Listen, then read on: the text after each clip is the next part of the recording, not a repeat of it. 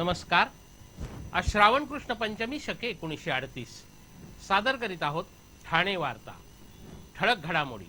महापालिकेच्या निलंबित उपायुक्तांनी थकवलं 12 लाखांचं भाडं. महापौर बंगल्याच्या संरक्षक भिंतीवर पडलं झाड. आणि दुय्यम निबंधक कार्यालयातील सर्व्हर वारंवार बंद पडत असल्याने नोंदणी इच्छुक हैराण. या आणि इतर घडामोडी विस्तृतपणे पण काही क्षणातच. ठाणे वार्ता पहा श्रीस्थानक वाहिनीवर. आता सकाळी 9:15 पासून रात्री 9:15 पर्यंत ठाणे वार्ता, ठाण्यातील पहिलं दृकश्राव्य माध्यम.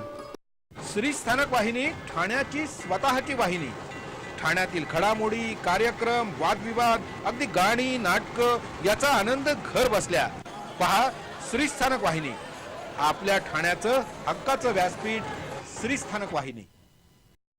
ठाणे वार्ता आता संकेतस्थळावर देखील ठाणेवार्ता.com वर क्लिक करा आणि ठाण्याच्या घडामोडी जाणून घ्या. ठाण्यातील पहिलं ऑनलाईन माध्यम ठाणेवार्ता.com. नमस्कार मंडळी, दर रविवारी पाहायला विसरू नका. नमस्कार मंडळी, आपल्या प्रश्नांचं थेट उत्तर. ठाणे वार्ता पहा श्रीस्थानक वाहिनीवर. आता सकाळी 9:15 पासून रात्री 9:15 पर्यंत ठाणे वार्ता, ठाण्यातील पहिलं दृकश्राव्य माध्यम. ठाणे महापालिकेतील निलंबित अधिकाऱ्यांनी आपल्या निवासस्थानाचं तब्बल 12 लाखाचं घरभाडं थकवलं असल्याचं उघड करत याची वसुली महापालिका कधी करणार असा सवाल शिवसेनेचे ज्येष्ठ नगरसेवक अशोक वैती यांनी सर्वसाधारण सभेत उपस्थित केला. शिळफाटा इमारत दुर्घटनेत 74 बळी गेल्याप्रकरणी याच आरोपी अधिकाऱ्यावर निलंबनाची कारवाई झाली होती. या गौप्यस्फोटामुळे पालिका प्रशासन निरुत्तर झालं. मुंब्रा शिळफाटा इमारत दुर्घटनेप्रकरणी ज्या पालिका अधिकाऱ्यांवर कारवाई झाली त्यात उपायुक्त दीपक चव्हाण यांचं नाव आहे. ते 4 वर्षापासून निलंबित असतानाही अद्याप पालिकेच्या घरात मुक्काम ठोकून आहेत. तर या निवासस्थानाचं 12 लाखाचं घरभाडंही थकीत आहे. ही थकबाकी वसुली न करता सर्वसामान्य करदात्यांनी कर भरण्यास विलंब केल्यास महापालिका त्याच्या घरी बेंडबाजा घेऊन पोहोचते. तेव्हा पालिकेला जमत नसेल तर शिवसेना त्या निलंबित अधिकाऱ्याच्या घरी पोहोचेल असा इशारा वैती यांनी दिला. ही थकबाकी महसूल विभाग वसूल करील असं स्पष्टीकरण अतिरिक्त आयुक्त अशोक रणखाम यांनी यावर दिलं. मात्र नगरसेवकांचं समाधान झालं नाही. अखेर सभागृहाच्या मागणीवर महापौर संजय मोरे यांनी हा प्रश्न राखून ठेवला. यावर सर्वसामान्यांना एक न्याय आणि अधिकाऱ्यांना एक न्याय या भूमिकेबद्दल नगरसेवकांनी नाराजी व्यक्त केली. ठाणे महापालिकेने मालमत्ता कराची पोस्टानं पाठवलेली बिलं वेळेवर न मिळाल्यामुळे मालमत्ता धारकांना फटका बसला आहे. महापालिकेने कर वसुली करण्यासाठी पोस्टाने मालमत्ता कराची देयक पाठवण्याचा प्रयोग केला होता. मात्र पालिकेचा हा प्रयोग फसला असून अनेक झोपडपट्टी भागांमध्ये निर्धारित कालावधीत देयक पोचली नसल्याने या मालमत्ता धारकांना दंड भरावा लागणार आहे. ठाणे महापालिकेने अपुरा कर्मचारी वर्ग असल्याने यंदा मालमत्ता कराची देयक चक्क पोस्टाने पाठवली होती. यामागे महापालिका कार्यक्षेत्रातील पोस्ट ऑफिसला उत्पन्न मिळावं हाही उद्देश होता. पोस्टाच्या या प्रयोगासाठी पालिकेला तब्बल 14 ते 15 लाखांचा खर्च आला. महासभेत याच मालमत्ता कर देयकांवरून शिवसेना नगरसेवकांनी प्रश्न उपस्थित केला. अनेक मालमत्ता धारकांना विशेषतः झोपडपट्टी भागातील करदात्यांना देयक विलंबाने मिळाली. प्रशासनाने पोस्टाने देयक पाठवली पण ती अनेकांना वेळेवर मिळालीच नाहीत. या गलथान कारभारामुळे या करदात्यांची नावं थकबाकीदारांच्या यादीत आल्याने त्यांना नाहक दंडासह देयक भरावी लागली. हा नाहक भुर्दंड असल्याचा सवाल सदस्यांनी उपस्थित केला. यावर उत्तर देताना पालिका आयुक्त जयस्वाल यांनी सांगितलं की काही ठिकाणी चुका झाल्या असतील तर त्या सुधारता येतील पण संपूर्ण यंत्रणेत गोंधळ झालेला नाही. उलट गेल्या वर्षीच्या तुलनेत 25 कोटी जादा वसुली करत महापालिकेने 140 कोटींचा मालमत्ता कर गोळा केल्याचा दावा केला. ठाणे आणि मुंबई पोलिसांनी मुंब्र्यामध्ये केलेल्या संयुक्त शोध मोहिमेत 4 संशयित तरुणांना सोनसाखळी चोरीच्या गुन्ह्याखाली जेरबंद केलं. मात्र पोलिसांच्या या धडक कारवाईने मुंब्र्यामध्ये खळबळ उडाली होती. मुंब्रा परिसरात आतंकवादी शिरले की काय असा संभ्रम निर्माण झाला होता. घाटकोपर येथील पंतनगर पोलीस ठाण्याच्या पोलीस पथकाने सोनसाखळी चोरी प्रकरणी एका आरोपीला अटक केली. त्याच्या चौकशीत हा सोनसाखळी चोर मुंब्र्यातील असल्याची माहिती पंतनगर पोलिसांना मिळाली होती.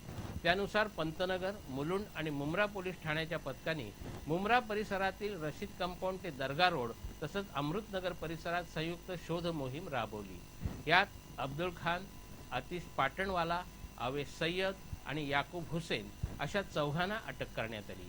या टोळक्यांनी पंतनगर भागात 4 सोनसाखळी चोऱ्या केल्याचा संशय पोलिसांना असून अधिक चौकशी सुरू आहे. शनिवारी दुपारी सुरू झालेल्या या कोम्बिंग ऑपरेशनमुळे मुंब्रावासियांमध्ये संभ्रम निर्माण झाला. पोलिसांच्या तब्बल 15 गाड्या सायरन वाजवत शिरल्याने नागरिक भयभीत झाले. यावेळी मुंब्र्यात कुणी आतंकवादी शिरल्याची अवाई उठवली होती. सणासुदीच्या काळात शिधापत्रिकेशिवाय खुल्या बाजारात स्वस्त दरात तूरडाळ उपलब्ध करून देण्याचा निर्णय राज्य शासनाने घेतला असून डी मार्ट इथे या डाळ विक्रीचा शुभारंभ अन्न आणि नागरी पुरवठा राज्यमंत्री रवींद्र चव्हाण यांच्या हस्ते झाला. ही डाळ 95 रुपये प्रति किलो या भावाने मिळेल. तसंच ती विविध मॉल्समधून विक्रीसाठी उपलब्ध करून दिल्याचं त्यांनी सांगितलं. यावेळी राज्यमंत्री चव्हाण यांच्या हस्ते प्रातिनिधिक स्वरूपात काही ग्राहकांना तूरडाळीच्या पाकिटांची विक्री करण्यात आली. राज्यात 103 रुपये आणि 95 रुपये प्रति किलो असे डाळीचे दर हे संपूर्ण देशात कमी असून राज्य शासनाने सर्वसामान्यांचा विचार करून डाळीच्या किमती आटोक्यात ठेवण्याचा प्रयत्न केला आहे. साठेबाजांवर कडक कारवाई होत असून 95 रुपये प्रति किलो डाळ ही रिलायन्स फ्रेश, बिग बाजार, हायपर सिटी अशा जिल्ह्यातील 33 मोठ्या मॉल्समधून विकण्यात येत असल्याचं रवींद्र चव्हाण यांनी सांगितलं. केंद्र शासनाने महाराष्ट्रासाठी तूरडाळीचा राखीव साठा नुकताच उपलब्ध करून दिला आहे. यानुसार महाराष्ट्रासाठी सुमारे 45,000 मेट्रिक टन तूर उपलब्ध झाली आहे. या तुरीची भरड करून ही तूरडाळ विक्रीसाठी उपलब्ध करण्यात आली आहे. त्यामुळे तिचा भाव 95 रुपये आहे असं चव्हाण यांनी सांगितलं. कालपर्यंत ठाणे जिल्ह्यातील विक्री केंद्रांवर 170 क्विंटल डाळ उपलब्ध झाली. त्यापैकी 32 क्विंटल डाळ विक्री झाली असून या विक्री केंद्रांवरून मोठ्या प्रमाणावर डाळ विक्री होईल असा विश्वास शिधा वाटप विभागाच्या उपनियंत्रक संगीता टकले यांनी व्यक्त केला. ठाणे वार्ता पहा श्रीस्थानक वाहिनीवर.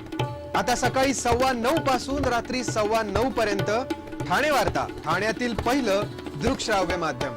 आपला परिसर स्वच्छ आणि सुंदर ठेवण्यासाठी ठाणे महापालिकेत सहकार्य करा. ओला सुका कचरा वेगवेगळा जमा करा आणि रोगराईपासून मुक्तता मिळवा. ठाणे वार्ता आता संकेतस्थळावर देखील ठाणेवार्ता.com वर क्लिक करा आणि ठाण्याच्या घडामोडी जाणून घ्या. ठाण्यातील पहिलं ऑनलाईन माध्यम ठाणेवार्ता.com. गेली 26 वर्ष मी ठाणे महापौर वर्षा मॅरेथॉन स्पर्धेमध्ये सहभागी होतोय. मी या वर्षापासून ठाणे महापौर वर्षा मॅरेथॉन मध्ये सहभागी होणार आहे. राष्ट्रीय आंतरराष्ट्रीय पातळीवरून 30,000 स्पर्धक येत्या 28 ऑगस्टला होणाऱ्या ठाणे महापौर वर्षा मॅरेथॉन स्पर्धेमध्ये धावणार आहेत. 28 ऑगस्टला तुम्ही पण धावायला या. बघितलं एवढा उत्साह यांच्यात, असाच उत्साह आपल्यामध्ये राहू द्या आणि येत्या 28 ऑगस्टला ठाणे महापौर वर्षा मॅरेथॉनमध्ये सहभागी व्हा. परिसर स्वच्छ ठेवूया, आरोग्यासाठी धावूया.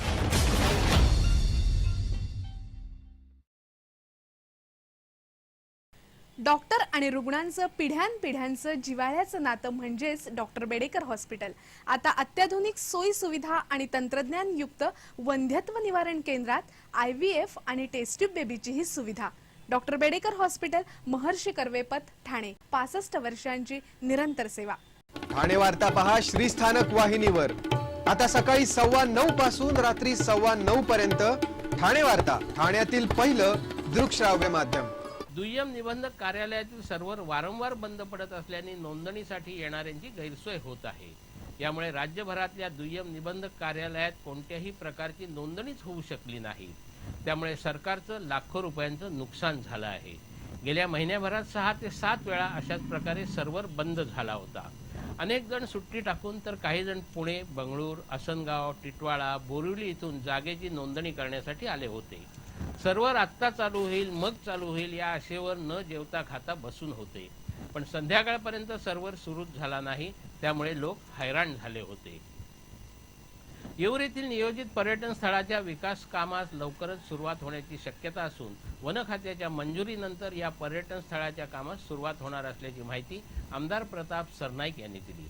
आमदार प्रताप सरनाईक यांनी गेली 7 वर्षे यासाठी पाठपुरावा सुरू ठेवला होता.